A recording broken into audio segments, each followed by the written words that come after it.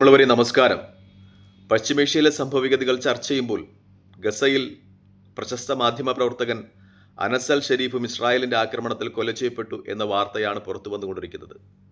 പ്രത്യേകിച്ചും അനസ് ഗസയിൽ ദുരിതാശ്വാസ ക്യാമ്പിൽ ജനിച്ചു വളർന്ന ആ മണ്ണിന്റെ മണമുള്ള ആ രാജ്യത്തിന്റെ വേദനകൾ ലോകത്തോട് വിളിച്ചു പറഞ്ഞ ഒരു പത്രപ്രവർത്തകരായിരുന്നു. അദ്ദേഹവും കൊല ചെയ്യപ്പെട്ടു എന്ന വാർത്തയാണ് മാധ്യമങ്ങൾ ഏറ്റവും അവസാനമായി ഗസയെക്കുറിച്ച് പ്രസിദ്ധീകരിക്കുന്നത്.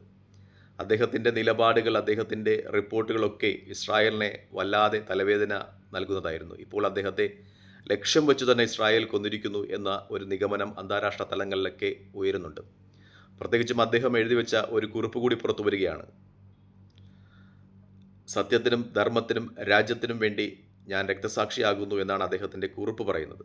എന്തായാലും ഇസ്രായേൽ നടത്തുന്ന ക്രൂരമായ വംശഹത്യ ലോകത്തോട് വിളിച്ചു പറഞ്ഞ ഒരു പത്രപ്രവർത്തകൻ കൂടി ഇസ്രായേലിൻ്റെ കൊലക്കത്തിക്കിരയാകുന്നു എന്ന വാർത്തയാണ് മാധ്യമങ്ങൾ ഏറ്റവും പ്രാധാന്യത്തോടുകൂടി ഈ അവസരത്തിൽ റിപ്പോർട്ട് ചെയ്യുന്നത്. മലയാളത്തിലെ സുപ്രസിദ്ധ യൂട്യൂബ് ചാനലുകളിലൊന്നായ പേജ് 20 മലയാള ന്യൂസ് അദ്ദേഹത്തിൻ്റെ മകളുമായിട്ടുള്ളൊരു സംഭാഷണം ഈ അവസരത്തിൽ സംപ്രേഷണം ചെയ്യുന്നുണ്ട്. അദ്ദേഹത്തിൻ്റെ അനസ് അൽ ഷരീഫിൻ്റെ ഇൻസ്റ്റഗ്രാം പോസ്റ്റിൽ നിന്ന് അവരെടുത്തതാണ്. അതിൽ അദ്ദേഹത്തിൻ്റെ മകളോട് പറയുന്നുണ്ട്, മകളെ, അവർ ഞങ്ങളോട് പറയുന്നു, നിന്നെപ്പോലുള്ള കുട്ടികളോടും ഈ ഗസ നിവാസികളോടും പറയുന്നു, ഗസയിൽ നിന്ന് മാറി വേറെ എവിടെയെങ്കിലും പോകണമെന്ന്. നിനക്ക് ഖത്തറിൽ പോകുന്നതിന് ആഗ്രഹമുണ്ടോ?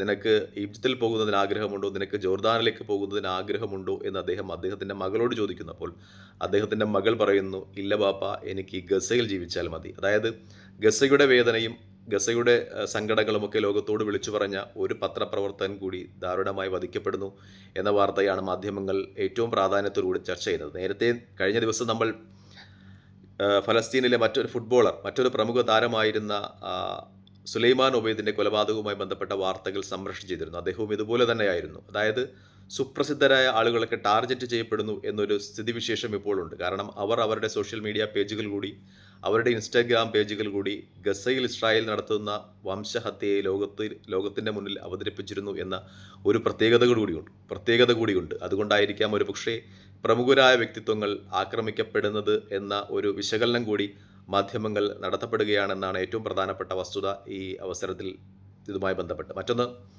ഗസയിൽ ഇപ്പോൾ വാർത്തകൾ റിപ്പോർട്ട് ചെയ്യുന്നത് അൽ ജസീറ മാത്രമാണ്. മറ്റുള്ള വാർത്താ മാധ്യമങ്ങൾക്കോ ദൃശ്യമാധ്യമങ്ങൾക്കോ ഒന്നും ഗസയിൽ പ്രവേശനമില്ല. ഇസ്രായേലിൽ തടഞ്ഞിരിക്കുകയാണ്. ഇസ്രായേലിലും പ്രവേശനമില്ല, ഗസയിലും പ്രവേശനമില്ല. അപ്പോൾ അൽ ജസീറയുടെ 5 മാധ്യമ പ്രവർത്തകരാണ് അനസ് അൽ ഷരീഫിനോടൊപ്പം കൊല ചെയ്യപ്പെട്ടത്. അപ്പോൾ അൽ ജസീറയുടെ നാവടക്കുക, അൽ ജസീറയെ അവിടെ നിന്ന് പുറത്താക്കുക എന്നൊരു ലക്ഷ്യബോധം കൂടി ഇസ്രായേലിനുണ്ടായിരുന്നു എന്ന രീതിയിലുള്ള ചർച്ചകളും നിഗമനങ്ങളും ഒക്കെ പുറത്തു വരുന്നുണ്ട് എന്നാണ് ഏറ്റവും പരമപ്രധാനമായ വാർത്ത. ഇസ്രായേൽ തന്നെ അത് നിഷേധിക്കുന്നില്ല.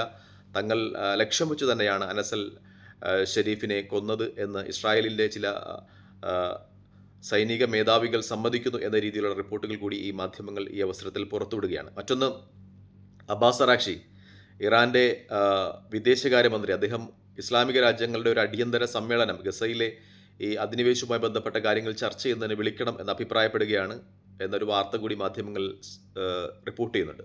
മറ്റത്, റഷ്യയുടെ ഭാഗത്തു നിന്ന് കടുത്ത നടപടികൾ ഇസ്രായേലിനെതിരെ ഉണ്ടായേക്കാം എന്നൊരു നിഗമനം മാധ്യമങ്ങൾ നിറയുകയാണ്. കാരണം കഴിഞ്ഞ ദിവസം റഷ്യയുടെ ഭാഗത്തു നിന്ന് ഒരു പ്രതികരണം ഉണ്ടായിരുന്നു.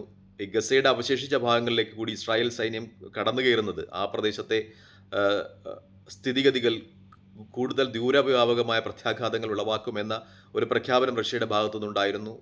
ഇന്നലെ റഷ്യയുടെ നയതന്ത്ര വാഹനത്തിനു നേരെ ഗസയിൽ ഇസ്രായേലി അധിനിവേശ പ്രവർത്തകർ, സയനിസ്റ്റുകൾ ആക്രമണം നടത്തി എന്ന ഒരു വാർത്ത കൂടി മാധ്യമങ്ങൾ പുറത്തുവിടുന്നുണ്ട്. ഇതുമായി ബന്ധപ്പെട്ട് റഷ്യയുടെ ഭാഗത്ത് നിന്ന് കടുത്ത വിമർശനമാണ് ഉണ്ടാകുന്നത്. റഷ്യ ഇതിൽ വളരെ കടുത്ത വിമർശനം രേഖപ്പെടുത്തി എന്ന വാർത്തയും പുറത്തു വരുന്നുണ്ട്. മാത്രമല്ല, ഈ ആക്രമണം നടക്കുമ്പോൾ റഷ്യയുടെ നയതന്ത്ര വാഹനത്തിനു നേരെ ഈ സയനിസ്റ്റ് കുടിയേറ്റക്കാർ ആക്രമണം നടത്തുമ്പോൾ ഇസ്രായേലി പട്ടാളം അത് നിസ്സംഗമായി നോക്കി നിന്നു എന്ന വാർത്ത കൂടി ഈ അവസരത്തിൽ മാധ്യമങ്ങൾ ചർച്ച ചെയ്യുകയാണ്. മറ്റൊന്ന്, ഇസ്രായേലിൻ്റെ ലക്ഷ്യം എന്ന് പറയുന്നത് ഇറാനിലെ ഭരണ അട്ടിമറി എന്ന രീതിയിലുള്ള വിശകലനങ്ങൾ പുറത്തു വരികയാണ്. അതായത് ഇറാനിൽ നിലവിലുള്ള ഭരണം ഉള്ളിടത്തോളം കാലം ഇറാൻ അവരുടെ പ്രോക്സികൾക്ക് നൽകുന്ന സംരക്ഷണം കൂടി വരും. പ്രത്യേകിച്ചും ഹമാസിനും ഹൂതികൾക്കും ഹിസ്ബുള്ളയ്ക്കും ഒക്കെ നൽകുന്ന സംരക്ഷണം കൂടി വരും. അത് ഇസ്രായേലിനെ സംബന്ധിച്ച് നിലനിൽപ്പിൽ തന്നെ ഭീഷണിയാകും. അതുകൊണ്ട് ഇറാൻ്റെ നിലവിലുള്ള ഭരണത്തെ അട്ടിമറിക്കുവാനുള്ള ശ്രമങ്ങളുമായി ഇസ്രായേൽ മുന്നോട്ട് പോകും എന്ന വലിയ നിഗമനം തന്നെ അന്തർദേശീയ മാധ്യമങ്ങളിലൊക്കെ നിലനിൽക്കുന്നുണ്ട് എന്ന ഒരു വാർത്ത കൂടിയുണ്ട്. മറ്റൊന്ന്, ലെബനനെ സംബന്ധിച്ചാണ്. ലെബനനിൽ പുതിയ ഒരു നിയമം വരുന്നു, അത് ഹിസ്ബുള്ളയെ ലക്ഷ്യമാക്കി എന്ന വാർത്തകൾ പുറത്തു വരികയാണ്. കാരണം ഈ അടുത്ത ദിവസങ്ങളിലായി ലെബനീസ് സർക്കാർ കൂടുതൽ ഇസ്രായേലി വിധേയത്വം പ്രകടിപ്പിച്ചിട്ടുണ്ട്. പുതിയ സർക്കാർ ഇസ്രായേലുമായി കൂടുതൽ അടുത്തു നിൽക്കുന്നു എന്ന നിഗമനങ്ങളും മാധ്യമങ്ങൾ നിറയുകയാണ്. അതായത് ലെബനനിൽ ഇനിമേൽ ആയുധങ്ങൾ സൂക്ഷിക്കുവാനും സൈന്യത്തെ സംഘടിപ്പിക്കുവാനുമൊക്കെയുള്ള അവകാശം ലെബനീസ് സർക്കാരിന് മാത്രമായിരിക്കും എന്ന ഒരു പുതിയ നിയമം വരുന്നു. അത് ലെബനീസ് പാർലമെന്റ് ചർച്ച ചെയ്ത് പാസ്സാക്കും എന്ന രീതിയിൽ ചർച്ചകൾ വരികയാണ്. അതായത് അത് ഹിസ്ബുള്ളയെ ഉദ്ദേശിച്ചാണ്. ഹിസ്ബുള്ളയ്ക്ക് സ്വന്തമായി ആയുധങ്ങൾ ശേഖരിക്കുവാനും സൈന്യത്തെ സംരക്ഷിക്കാനുമൊക്കെ ലെബനനിൽ അധികാരമുണ്ടായിരുന്നു. അവർ സ്വന്തമായി സൈന്യം ഉള്ള ഒരു വിഭാഗമാണ്. ഇപ്പോൾ ഈ പുതിയ നിയമം വരുന്നത് കൂടി ഹിസ്ബുള്ളയുടെ സൈനിക ഘടന മാറും. അവർക്ക് സൈന്യത്തെ സംരക്ഷിക്കുവാൻ കഴിയില്ല, അവർക്ക് ആയുധങ്ങൾ സംരക്ഷിക്കുവാൻ കഴിയില്ല എന്ന നിഗമനം കൂടി വരികയാണ്. അതായത് ഇസ്രായേലിൻ്റെ ഒരു നിർബന്ധത്തിന് വഴങ്ങി ലെബനീസ് ഗവൺമെൻറ് അത്തരം തീരുമാനങ്ങളുമായി മുന്നോട്ട് പോകുന്നു എന്ന ഒരു നിഗമനം കൂടി മാധ്യമങ്ങൾ നിറയുകയാണ്. പക്ഷേ ഹിസ്ബുള്ളയുടെ എംപിമാർ ഇതിനെ എതിർക്കുന്നു. നിരായുധീകരിക്കപ്പെടുന്നത് ആത്മഹത്യയ്ക്ക് തുല്യമായിരിക്കും ഹിസ്ബുള്ളയെ സംബന്ധിച്ച് എന്ന ഒരു രീതിയിലുള്ള പ്രഖ്യാപനമാണ് ഹിസ്ബുള്ളയുടെ ഭാഗത്തുനിന്നുണ്ടാകുന്നത്. അതായത് നിരായുധീകരണത്തിന് ഹിസ്ബുള്ള തയ്യാറാകുന്നില്ല എന്ന ഒരു വാദം കൂടി ഇപ്പോൾ നിലനിൽക്കുകയാണ്. അതായത് ലെബനനിലും ഇപ്പോൾ സർക്കാരും ഹിസ്ബുള്ളയും തമ്മിലുള്ള സംഘർഷത്തിൻ്റെ ഒരു അവസ്ഥ രൂപപ്പെടുന്നു എന്ന രീതിയിലുള്ള വാർത്തകൾ പുറത്തു വരികയാണ്. മറ്റൊന്ന്, സെപ്റ്റംബറിൽ ഐക്യരാഷ്ട്രസഭയിൽ നടക്കുന്ന പ്രത്യേക സമ്മേളനത്തിൽ ഓസ്ട്രേലിയ സ്വതന്ത്ര ഫലസ്തീൻ രാജ്യത്തെ പിന്താങ്ങും എന്ന ഒരു പ്രഖ്യാപനം ഓസ്ട്രേലിയയുടെ ഭാഗത്തു നിന്ന് വരികയാണ്. നേരത്തെ ഫ്രാൻസും യുകെയും കാനഡയും ഇതുമായി ബന്ധപ്പെട്ട് പ്രഖ്യാപനങ്ങൾ നടത്തിയിരുന്നു. അവർ ഈ ഐക്യരാഷ്ട്രസഭയിൽ സെപ്റ്റംബർ നടക്കുന്ന സമ്മേളനത്തിൽ സ്വതന്ത്ര ഫലസ്തീൻ രാജ്യത്തെ പിന്താങ്ങും എന്ന് പറഞ്ഞിരുന്നു. ഇപ്പോൾ ആന്റണി അൽബനീസ് ഓസ്ട്രേലിയൻ പ്രധാനമന്ത്രി കൂടി ആ ഭാഗത്തേക്ക് വരുന്നു. അദ്ദേഹം പറയുന്നത് തങ്ങളും സ്വതന്ത്ര ഫലസ്തീൻ രാജ്യത്തെ പിന്താങ്ങുമെന്നാണ്. അതായത് കൂടുതൽ അംഗരാജ്യങ്ങൾ യൂറോപ്യൻ യൂണിയനിലെ സ്വതന്ത്ര ഫലസ്തീൻ പിന്താങ്ങും എന്ന രീതിയിലേക്ക് വരുന്നു. ഇപ്പോൾ തന്നെ ഐക്യരാഷ്ട്രസഭയിലെ 147 അംഗരാജ്യങ്ങൾ സ്വതന്ത്ര ഫലസ്തീൻ എന്ന് പറയുന്ന സങ്കല്പത്തിന് പിന്തുണയുമായി എത്തിയിട്ടുണ്ട് എന്ന വാർത്ത മാധ്യമങ്ങൾ വളരെ പ്രാധാന്യത്തോടെ തന്നെ ചർച്ചയാണ്. അതായത് സ്വതന്ത്ര ഫലസ്തീൻ കൂടുതൽ ഒരു യാഥാർത്ഥ്യത്തിലേക്ക് നടന്നെടുക്കുന്നു എന്ന രീതിയിൽ തന്നെയുള്ള ചർച്ചകൾ തന്നെയാണ് പുറത്തു വരുന്നത്. ഇത്ര കഠിനമായ ഒരു പരീക്ഷണം അതിജീവിക്കുമ്പോഴും ഫലസ്തീൻ എന്ന് പറയുന്ന സ്വതന്ത്ര രാഷ്ട്ര സങ്കല്പത്തിന് അതിന് കൂടുതൽ യാഥാർത്ഥ്യബോധം വരുന്നു എന്ന ചർച്ച തന്നെയാണ് നിലനിൽക്കുന്നത്. പക്ഷേ ഓസ്ട്രേലിയയെ സംബന്ധിച്ച് അവർക്ക് ഈ സ്വതന്ത്ര ഫലസ്തീൻ പ്രഖ്യാപനത്തിൻ്റെ പിന്തുണയ്ക്ക് അവർ കുറച്ച് ഉപാധികൾ കൂടി വയ്ക്കുന്നുണ്ട്. ഒന്ന്, മാധ്യമങ്ങൾ ചർച്ച ചെയ്യുന്നത് ഈ ഹമാസ് ഇല്ലാത്ത ഒരു സർക്കാർ ഫലസ്തീനിൽ ഉണ്ടാകണം, ഒപ്പം ഹമാസിൻ്റെ പൂർണ്ണമായ നിരായുധീകരണം ഉണ്ടാകണം എന്ന രീതിയിലാണ്. അതിന് ഹമാസ് അത്രത്തോളം അത് സമ്മതിക്കുമെന്ന കാര്യത്തിലൊക്കെ മാധ്യമങ്ങളിൽ വിവിധ തരത്തിലുള്ള ചർച്ചകൾ നടക്കുകയാണ്. ചില ആളുകളൊക്കെ അതിന് സംശയം പ്രകടിപ്പിക്കുകയാണ്.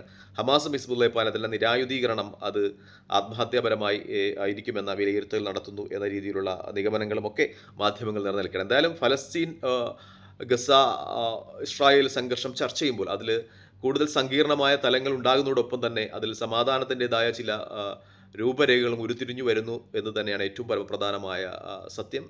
തൽക്കാലം ഈ വീഡിയോയുമായി വിടവാങ്ങിയാണ്. മറ്റൊരു വീഡിയോയുമായി കാണുന്നതുവരെ നന്ദി, നമസ്കാരം ചെയ്യുന്നു. വീഡിയോ ഇഷ്ടപ്പെടുന്നുണ്ട് ലൈക്ക് ചെയ്യുക, ഷെയർ ചെയ്യുക, കമൻറ്റ് ചെയ്യുക. മറ്റൊരു വീഡിയോയുമായി കാണുന്നതുവരെ ജയ് ഹിന്ദ്.